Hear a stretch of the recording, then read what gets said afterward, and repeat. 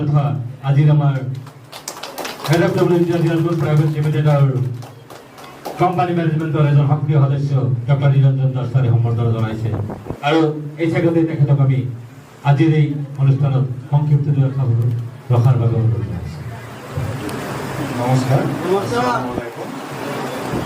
ইয়াত উপস্থিত গণ্যমান্য ব্যক্তিসকল আৰু মোৰ বাইদেউসকল বন্ধু বান্ধৱীসকল, প্ৰথমতে আপোনালোকক মই নৱবৰ্ষৰ শুভকামনা জ্ঞাপন কৰিলোঁ। আজি এই অনুষ্ঠানটোত মই প্ৰথমবাৰ আহিলোঁ। ইয়াৰ বিষয়ে জানি মোৰ আন্তৰিকভাৱে মই খুব সুখী হৈছোঁ। দুই এটা প্ৰডাক্টো মই ব্যৱহাৰ কৰিলোঁ, ব্যৱহাৰ কৰি মই খুব উপকাৰ পাইছোঁ আৰু আপোনালোকে এইবোৰ ব্যৱহাৰ কৰক আৰু এই কোম্পানীটো আমি আগুৱাই নিয়াৰ কাৰণে যিমান পাৰোঁ সকলোৱে লাগি মেলি কোম্পানীটো আগুৱাই নিম বুলি আশা ৰাখিছোঁ।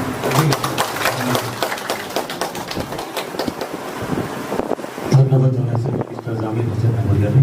তেখেতে আমাৰ কোম্পানীত জইন কৰা নাই, কিন্তু আমাৰ প্ৰডাক্ট ইউজ কৰিছে। কিমান ভাল খবৰ তেখেত, কিমান ভাল খবৰ আমাৰ বাবে। এজন সচেতন ব্যক্তি, সমাজৰ এজন প্ৰতিষ্ঠিত ব্যক্তি, সমাজ সেৱাৰ লগত জড়িত ব্যক্তি, তেখেতে আমাৰ প্ৰডাক্ট ব্যৱহাৰ কৰি তেওঁ উপকাৰ পাইছে। তেওঁ আহ্বান জনাইছে সকলোৱে ব্যৱহাৰ কৰিব লাগে। নিশ্চিতভাৱে আমাৰ বাবে আজি ভাল খবৰ। যিয়ে নহওক, আমি কাৰ্যসূচীৰ মাজলৈ যাব বিচাৰিম। আমাৰ আজিৰ অনুষ্ঠান যিহেতু কেৱল ৰিকগনাইজেশ্যনৰ ওপৰতেই আমি আৰম্ভ কৰিছোঁ মিটিংটো। আমি কিমান সফল হৈছোঁ, কিমান সফল হ'ব পৰা নাই তাৰ ওপৰত গুণাগত আমি কৰি আছোঁ।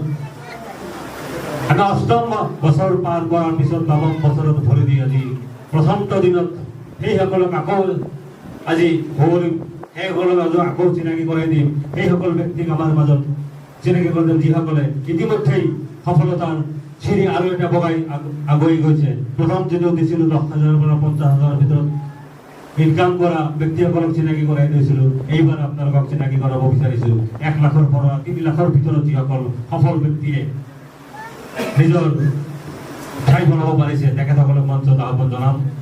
তেখেতসকলক মঞ্চত আহ্বান জনোৱাৰ পিছত আমি সম্বৰ্ধনা তেখেতসকলক জনাম।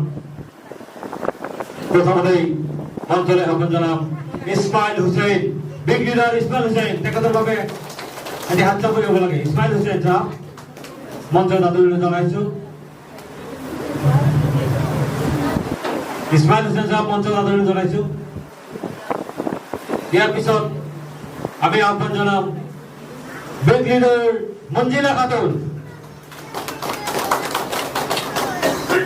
তাৰ পিছনে আহ্বান জনাম মৰ্জিনা বেগম। লিডাৰৰ বাবে এটা হাত চাপৰি হ'ব লাগে। হাত চাপৰি দিয়ে আমাৰ উপকাৰ যথেষ্ট আছে। মই বহি আছোঁ, বহি আমি আমনি লাগিছে। বহি থাকিলে আমাৰ হাত ভৰি গোটেই শৰীৰ জড়তাত আছে। যেতিয়া হাত চাপৰি দিয়ে ব্লাড চাৰ্কুলেশ্যন ভাল হয়। কাৰোবাৰ টোপনি লাগিলে সেইটো বুজি যায়। গতিকে এবাৰ আমি আকৌ হাত চাপৰি দিব বুজাব বিচাৰিছোঁ। সকলোৱে হাত চাপৰি বনাইছোঁ। ইয়াৰ পিছে আমি আহ্বান জনাম বাছিৰ নেতা। তাৰ পিছে আহ্বান জনাইছোঁ বিগ লিডাৰ, আমাৰ বিগ লিডাৰ লালজান আলী সাহেব।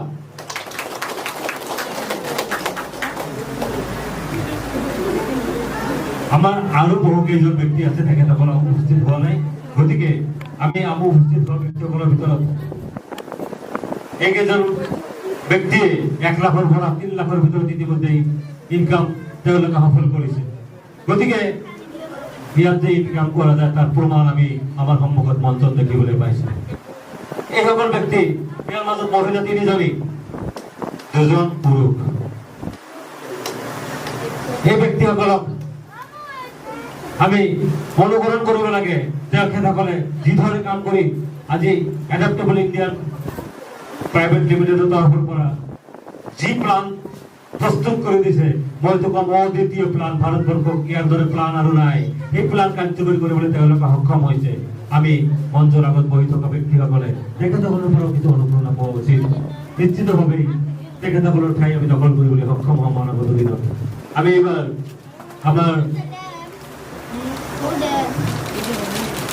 আমাৰ তেখেতসকলক সম্বৰ্ধনা জনাৰ বাবে আমাৰ মাননীয় ডক্টৰ নিৰঞ্জন দাস ছাৰক অনুৰোধ জনাইছোঁ। আমাৰ সফল ব্যক্তিসকলক এটা ফুলাম গামোচাৰে সম্বৰ্ধনা জনাবলৈ অনুৰোধ জনাইছোঁ।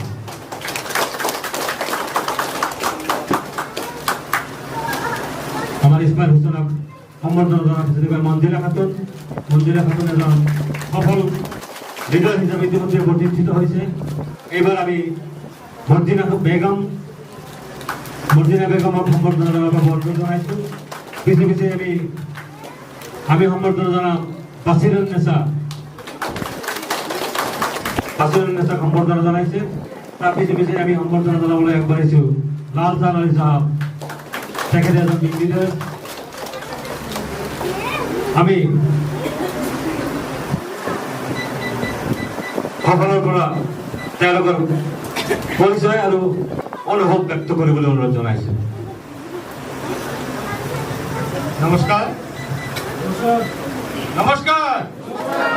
মোৰ নাম লালচান আলী, মোৰ ঘৰ আমবাৰী। মই আজি 5 বছৰমান হ'ল মানে জইন কৰিছোঁ। বিশেষভাৱে আপোনালোকৰ লগত চিনা পৰিচয় নথকাৰ এটা কাৰণ আছে, ক'বই লাগিব নিশ্চয়। আমি তাৰমানে 3 বছৰ কাম কৰাৰ পিছত 1 বছৰমান ড্ৰপ হৈ আছোঁ। নাভাবিব, মানুহে বহুত কথা কয়,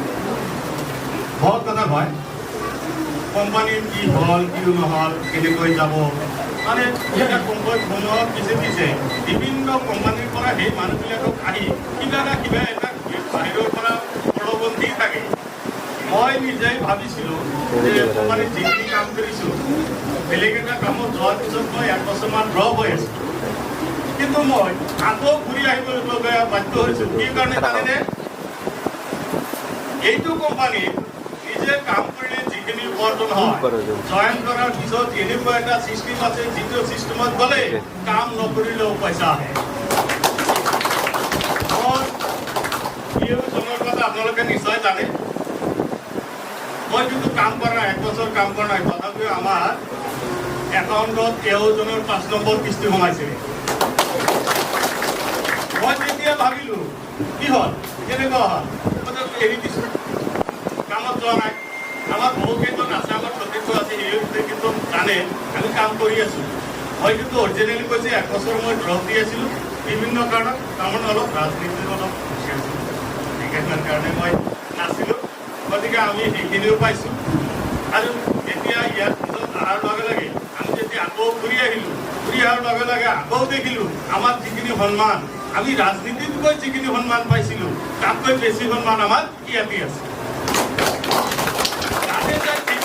যিটো চিষ্টেমত আমি ইনকাম কৰিব লাগে, আপোনালোকে জানে, ৰাজনীতিটো জানে কি চিষ্টেমত আমাৰ দাদা আছে ইয়াতে,